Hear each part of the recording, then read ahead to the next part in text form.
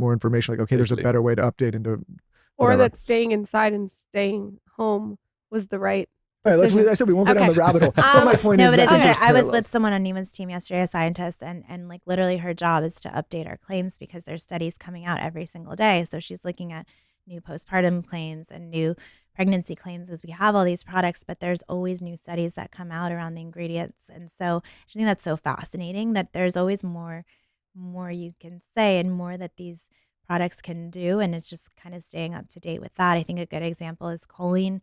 Choline only recently became an essential nutrient. And then we were working with one of the top scientists at Cornell, Dr. Marie Codil, who's on our advisory board. She recently ran a study that showed the impact that having choline during pregnancy and postpartum that it had on adolescent brain development. So like mom's choline impact on things like processing speed up to like 7 and 8 years. And so we're like, whoa, this is so new and exciting. Like, let's make that into a product. And so we made a natal choline, even though there was like no market for it. And now it's just off the charts, like has exploded. I think it's a sign of intelligence to evolve your opinion.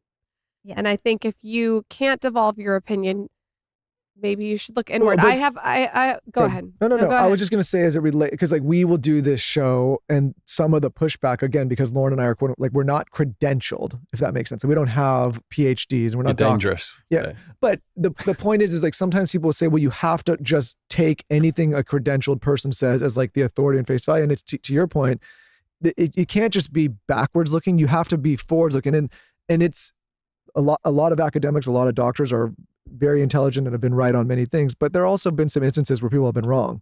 It's actually like the biggest pain point in my marriage, I would say, because my husband, I argue about this all the time where he will go to a doctor or a pediatrician and they'll say, do the XYZ for your kid or your health. And he's like, done. And I'm like, I literally, the first thing I do is like go on Google or Poe, which is the AI tool that I use. And I'm like, these are the reasons why I wouldn't give this to like, let's ask this question. And and then it causes a fight. But I'm like, I don't know. In my core, I was raised like as a skeptic and to not trust anything. And so even though we work really closely with the medical community and healthcare practitioners, like I just think that, I think it's always important to like have a dialogue with your healthcare provider and not just always take everything as face value. I definitely agree with you. I think if we haven't learned that in the last 5 years, I don't know what to say. Before we go, tell us something that you're both interested in that has nothing to do with supplements or anything we just talked about. It could be a book, a podcast that you really like, something that you're interested in randomly. I'll give you, Michael and I just really started to take a huge interest in tennis. Like we're like going hard for tennis in the last year. We're super competitive with each other. Something that's fun that you guys are both interested in. I'm interested in a lot of things. That's the problem, I think. Give us a couple. I'm really interested. I think I got really interested in fitness. And were you not before? No, not at all. Really? No. I wouldn't picture that. Not in this way.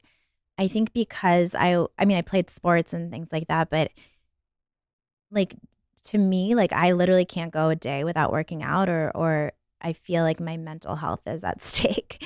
And I've gotten to a place where like it is like the foundation of my life. And that never happened before, I think, because I was so connecting working out to physical health and what I looked like. And then when I changed that to, I know we talked about cortisol in the morning, like it literally chills me out throughout the day. And if I don't have that, it impacts my whole day. And so I've become kind of like a student of all kinds of exercise.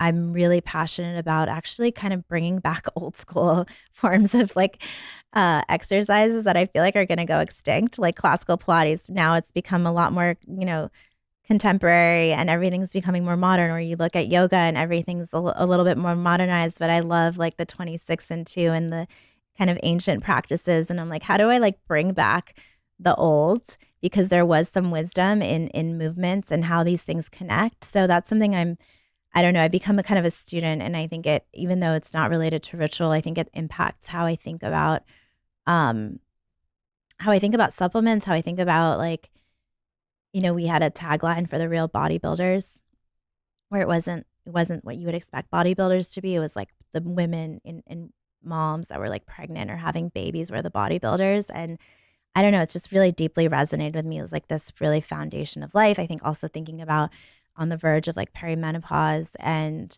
what strength training does for your real body. Yeah.